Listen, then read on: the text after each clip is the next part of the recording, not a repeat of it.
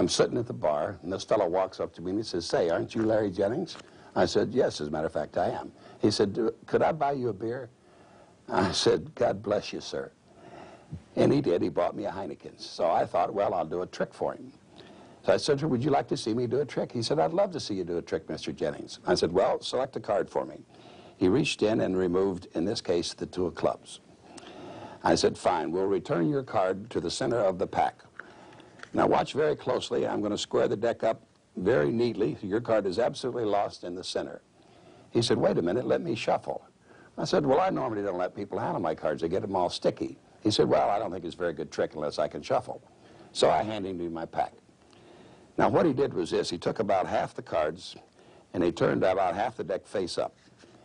He then shuffled those face-up cards into the other half of the deck, which he left face down. In other words, about half the deck was face down, about half the deck was face up. And he mixes them together like that. What a mess. We had some cards face up. We had some cards face down. We had some cards face to face. We had some cards back to back. I mean, it was a total mess. He says, "Now let's see you find my card in that." I said, "Well, you're a pretty tough customer, but watch very closely. If I just smack the pack like that, believe it or not, sir, every single card in that deck writes itself except your card, the 2 of clubs."